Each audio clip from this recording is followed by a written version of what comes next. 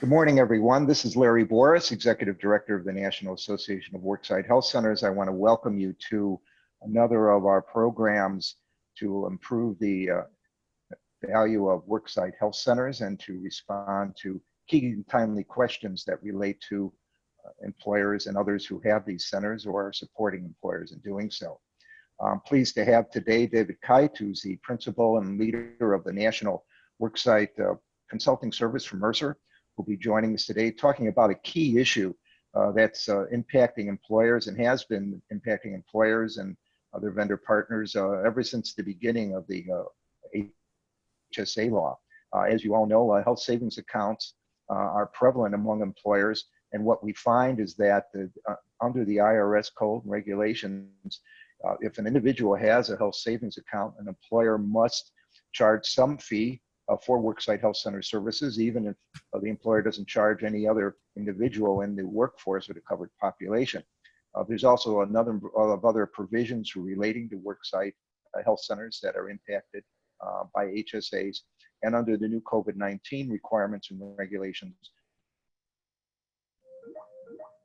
as well. And so we have David joining us today who will be talking about that. And so David, let me turn it over to you. Great. Thanks, Larry. Can you hear me? Yep, can hear you. Just share your screen with everyone. Great. Let me take over.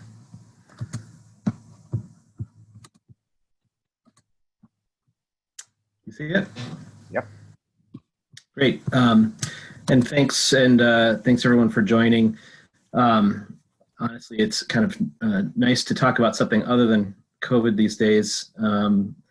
So just for a short while, so we had in partnership with Larry and the NAWHC back in Q4 of 2019 had gone down the path of conducting this survey. This is the second time that we had done it, and for our clients, we found that it was a valuable exercise in digging deep past kind of the high level issue around the IRS guidance and understanding kind of the underlying nuts and bolts and data that can inform our decision-making process. And because I think often kind of the question from our perspective starts with, what do we need to charge? And then as we start to kind of peel back the onion, we realize that there's many different underlying choices in how this is administered, which will lead to the best possible outcome and patient experience. And this is important because, as we verified in our biannual broader survey, that employers feel that having an HSA in coordination with their clinic, that the need to charge does influence utilization. So we know that this is a sensitive topic that can impact getting the engagement between the patients and the providers that we want. So hopefully this will be helpful information to share and welcome questions. So we conducted the survey in Q4 2019. It was released to employers that had both clinics and high deductible health plans with HSAs. 59 organizations responded across 10 different industry segments, the largest being manufacturing, but it's generally representative of what we see in the marketplace and kind of broad industry segments. So starting with kind of the concept of clinic management, and this is important because I think it does influence the decision-making process, having a partner at the table that can inform the choices that are made. I think probably important to call out is that often what we see as part of this process in deciding what to charge and how to charge, the how to charge is often heavily influenced by the vendor partner that you have and their operational infrastructure. But what to charge is often pushed back to the employer in making choices around what that fee is or the different tiers of fees that you might choose to implement.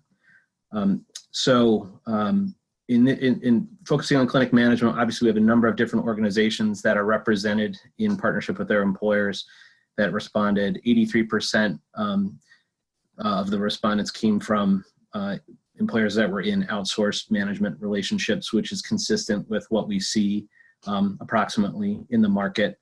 And the vendors presented in the list approximately align with the size of the vendor's book of business in the market. So I think it's consistent.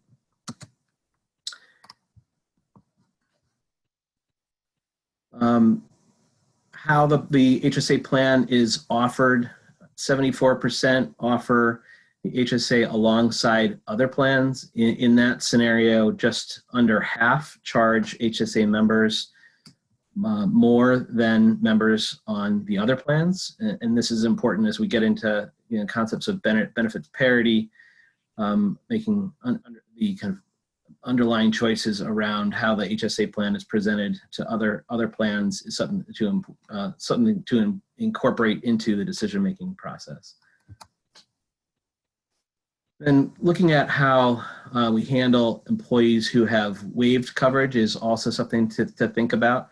And in general, as we kind of go through the process of designing an administrative plan around how we deal with this issue, I think it's important to understand the different cohorts that have access to a health center and mapping out what services they have access to, and then leading to decisions from an administrative perspective.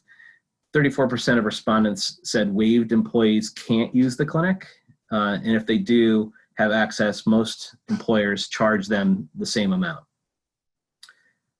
And for the situation of waived employees with external HSA coverage, another topic that comes up, 86% of employers don't take on the administrative responsibility of adjudicating a charge. And that's consistent with what we see anecdotally, that often kind of the administrative process that we see set up is that if a fee is collected, the responsibility of sharing that fee information with an external carrier is not taken on by the employer. They'll give it a receipt and essentially place the responsibility on the individual member to share that information back with their carrier. From a fee perspective, how fees are charged. So as we know, the IRS guidance is vague, so we see different approaches in this area. 48% choose to charge a single flat fee. And note that about 30% of employers are not charging for services, as we note at the bottom. In many cases, what we see in that type of a situation is that the employer is aware of the fees that or the regulations with IRS guidelines, and they essentially accept the risk. Often cases it's for specific locations where the population is extremely sensitive to the introduction of a charge, where maybe there hadn't been one before. And others may be kind of looking down the road and aware of the policy changes that we're hoping for in Washington, and hoping that they don't need to make a change, although at this point we're not optimistic that's going to happen anytime soon.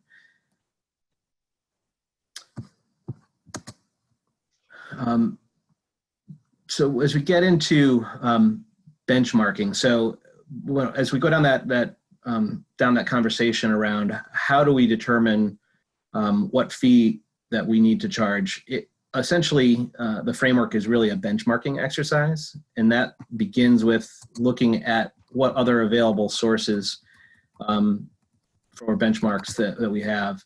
The most common is starting with the medical carrier allow fee schedule, and that is a realistic benchmark, just given that members have access as a decision point to a community-based primary care provider or urgent care provider as an option. They also then would supplement that kind of baseline benchmark with understanding what other employers that offer similar clinic scope of services, what they are choosing to charge. Many will look at the Medicare rates at 20%. Some who really get into the weeds, I think would look at their clinic unit costs and try to understand what the cost is directly per visit to deliver the service.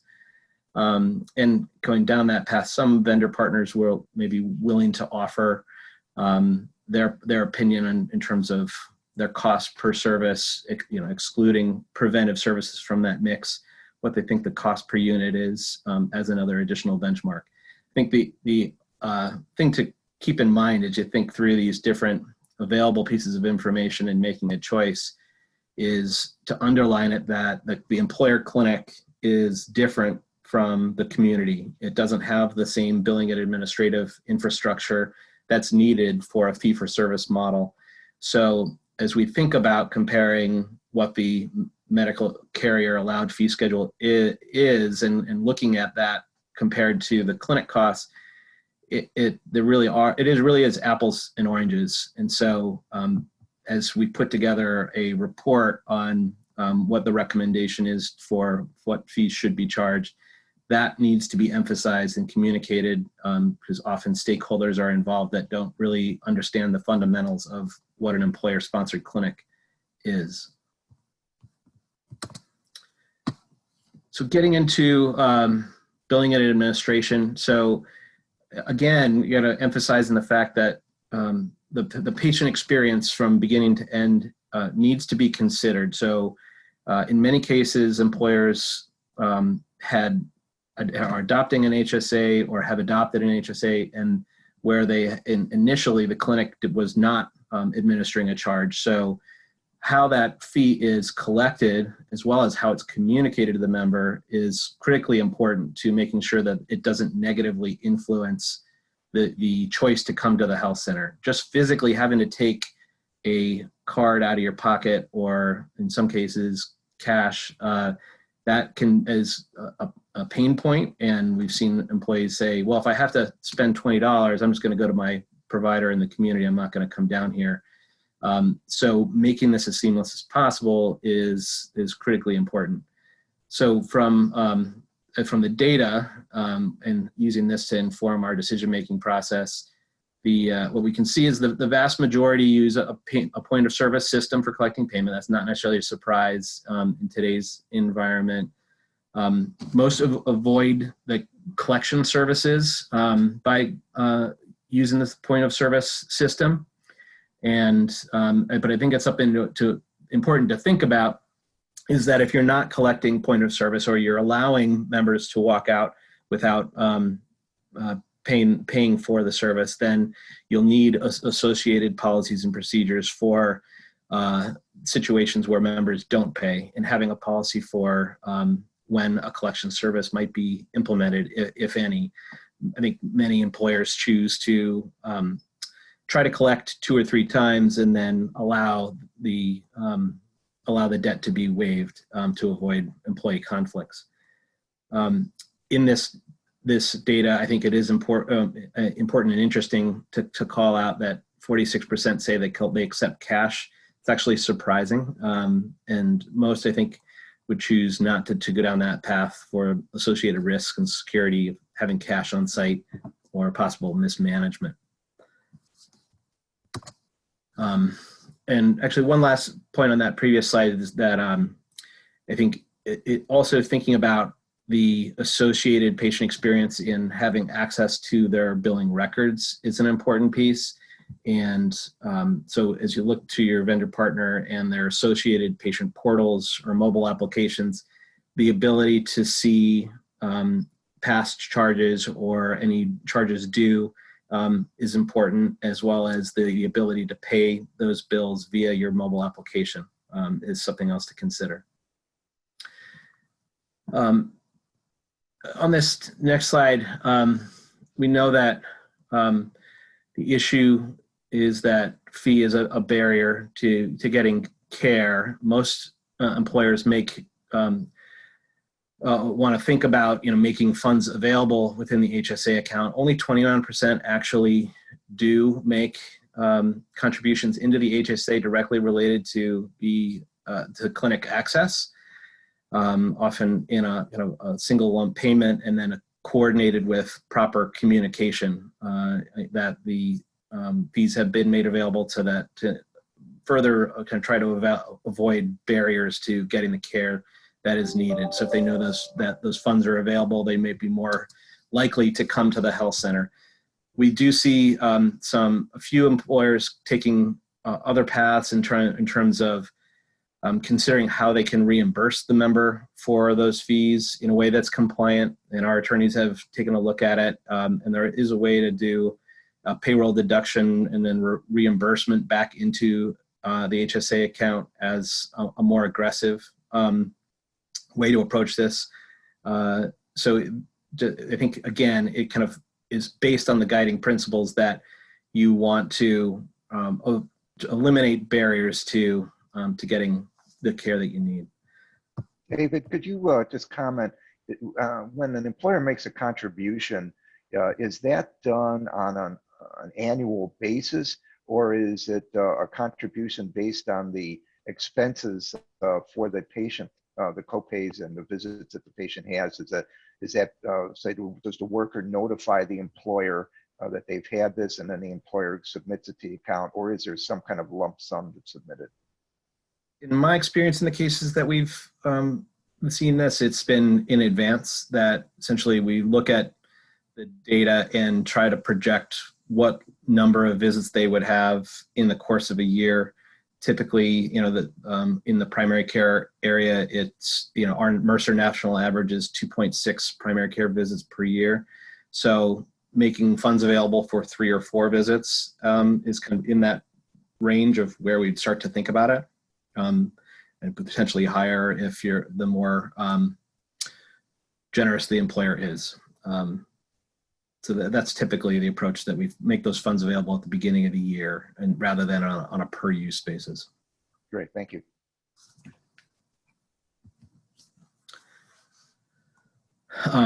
So the last 2 slides was more about the more recent changes. So in this question, we asked about, have you had many changes in response to the 2019 IRS guidance that essentially expanded the set of preventive services that can be provided without jeopardizing a member's eligibility to make or receive HSA payments? And I think that the takeaway from this data is that only 29% had taken formal action.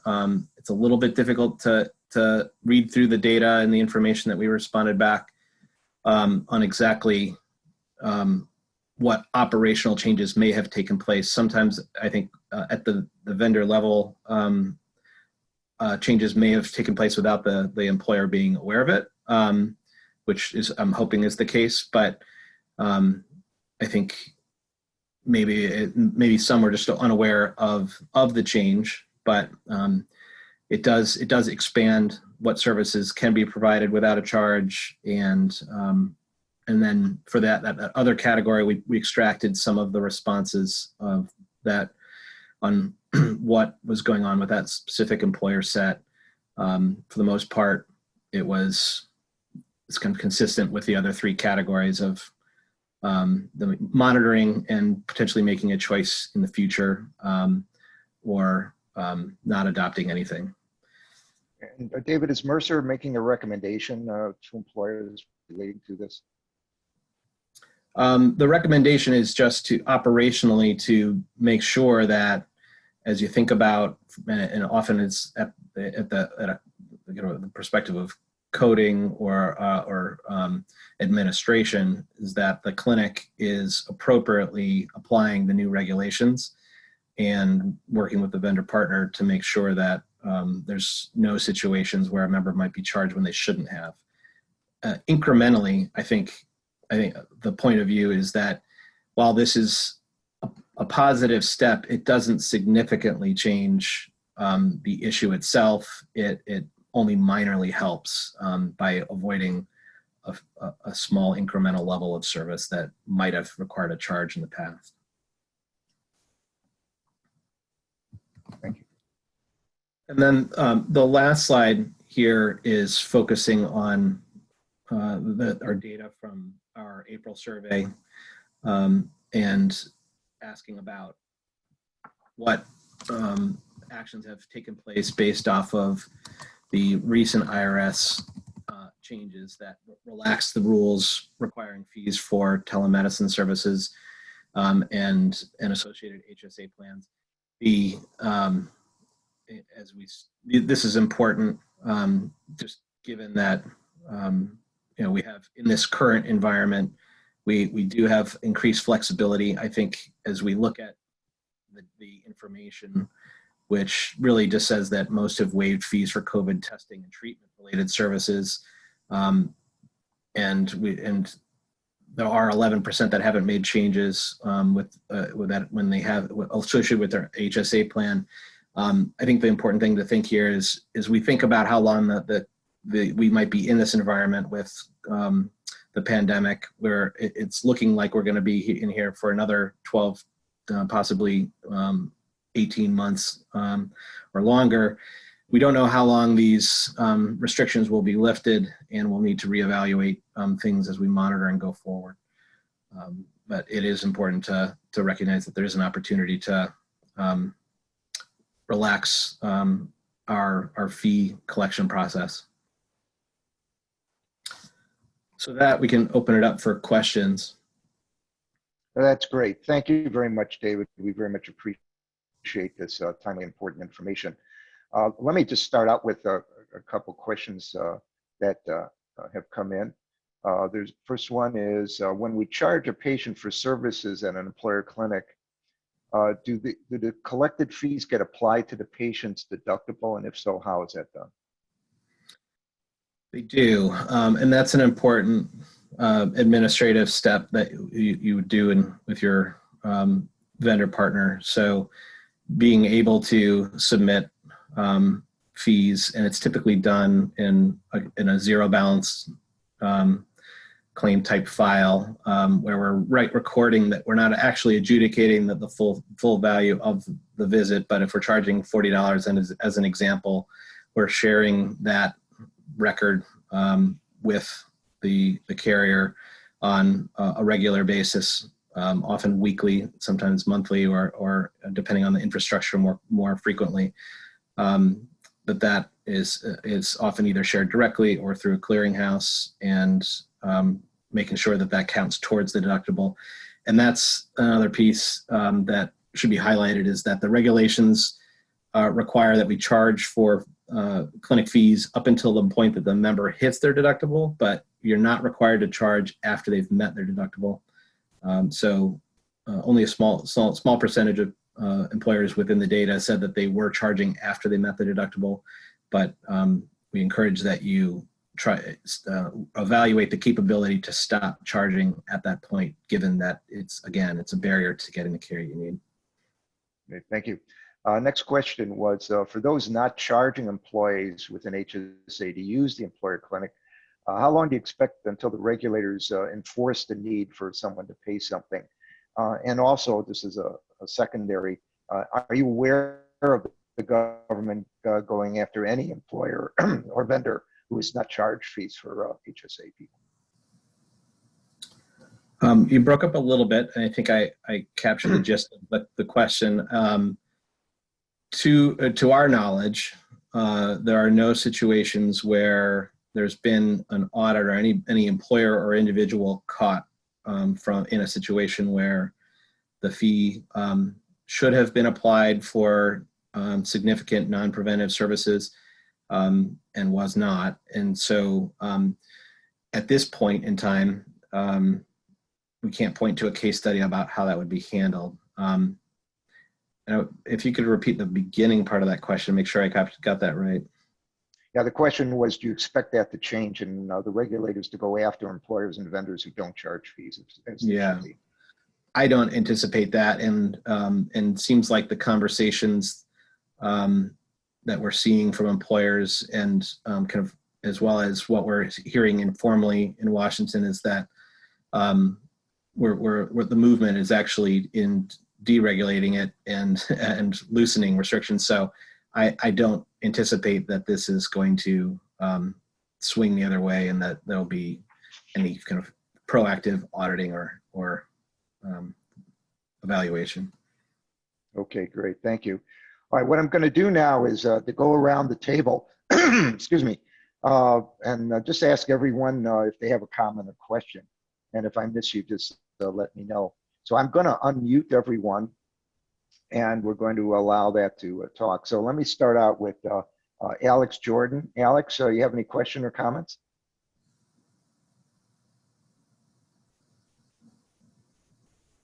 Alex? No?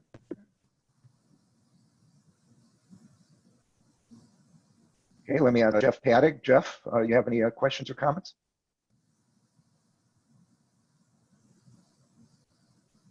None at this time, Larry. Thank you. Okay, thank you. Angela, do you have any questions or comments? I do not at this time. Thank you. Okay. Brian Lewis, you have any questions or comments? I did, and it was already answered, so thank you. Okay. No additional. Thank you. Corey Austin, any questions or comments? I do not. Thanks for the information, gentlemen. Okay.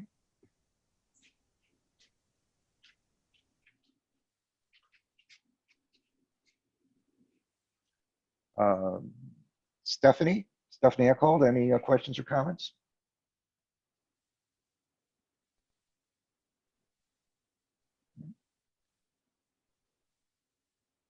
Okay, Jess Schaefer. No questions from my end, but thank you very much. Okay. Jeannie Rudy, Jeannie, any questions or comments?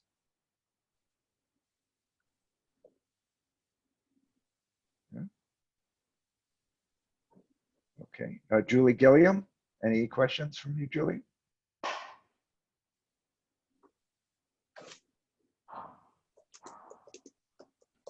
Go ahead. Sorry, this is Jeannie. I tried to unmute my microphone in time and it didn't work. This is great information, but the couple questions that were already asked answered the questions that I had. So do we think that the legislation is going to change? I mean, is it what's out there already pending that potentially could change charging patients that are on an HSA? Larry, do you want to capture the kind of the recent update? Sure. I think you sent out a week or two ago. Yeah, so the National Association of Worksite Health Centers has begun forming a collaborative to call the Fair Market Value Collaborative to try to find ways to modify or repeal this requirement that employers charge some fair market value fee for people with HSAs in the clinics. We are in the process of exploring our options. There's a number of organizations interested. If anyone on the call would like to learn more about this, let me know. But we do feel that there's an opportunity here with the government changing the requirement for COVID-19 testing and screening, that in fact that you don't have to collect the HSAs fees. And we think that this could be an opportunity in that there's a realization that Worksite centers some real access not just during this crisis, but on an ongoing basis. So keep looking at the NAWHC newsletter and on our website. We'll get more information. But if you'd like to participate or continue to get information about this, just send me a note. Be glad to do that. But right now, the requirement is just waived for COVID, the testing and treatment.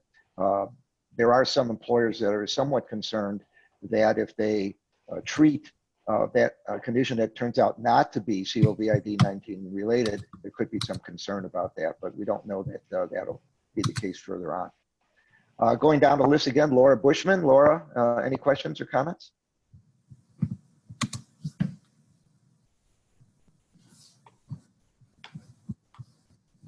Okay.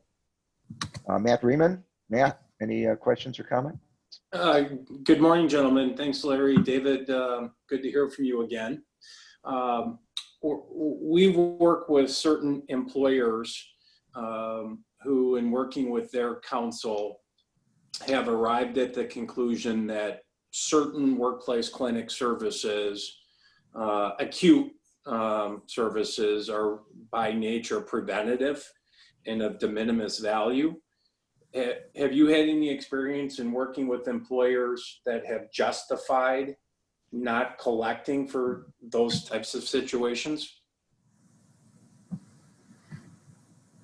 Not in my direct experience, and I've anecdotally heard of some that have taken that approach. Our attorneys, while not providing formal legal counsel on the issue, are very conservative with the interpretation. So I would likely push back on any in-house counsel's opinion on that.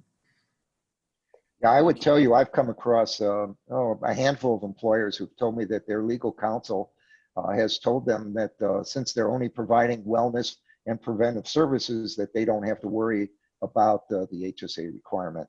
And, you know, they go by their legal counsel. We caution them. Well, we find in their own surveys that about 25% of our members are not charging for a variety of reasons. And whether they're aware of the situation and have accepted a risk, or just feel that it is a preventive care service and it should fall under the preventive care list of items and services. I guess that's an approach that you can take. But we're recommending from our organization that everyone charge some amount. And I would tell you from our surveys, we've seen companies charge as little as $10 and as much as the network provider fee. So there's a broad range. Great, thank you. Affordable Care Act was first developed. I was in Washington, and I found that there were people who wanted to define the regulation, but in fact, the IRS still does not define what that is. So there's plenty of flexibility at this time. Okay, a few more people listed on the call. Let me see. Tom Zawadzki. Tom, any questions or comments?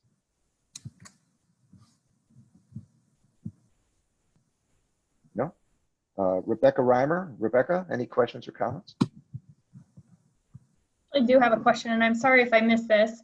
It was on slide 9, I believe, about the employer contributing to the employee's HSA. And David mentioned that sometimes that the employer would project what number of visits the employee would have and then add that at the one-time lump sum. Is that on an employee by employee basis, or is that kind of across the board considering everybody? It's across the board Okay. at the eligible population level. Okay, that's what I just wanted to clarify that. Thank you. Sure. I do want to let everybody know we will have copies of a recording of this presentation, as well as the slides, which will be available on the Now website. But we will be sending copies to everyone who registered for the program here, as well as an evaluation form. So we'd ask that you try to complete that. Michael Piercefield, any questions from you, Michael?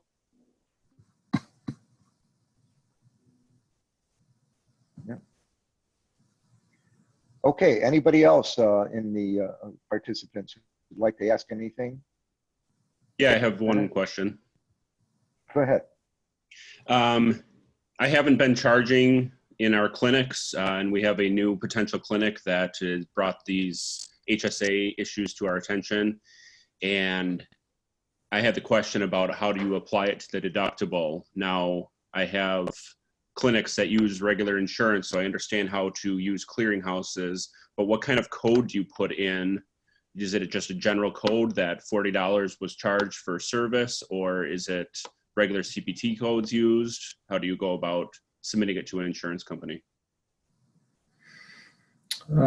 I'd defer some of those specifics to our operations team, but we can follow up and get you an answer on that. And I don't know if Larry, you have something off the top of your head. No, I don't. If you want to send it to me, David, I'll make sure that Christopher receives a copy of that. Great.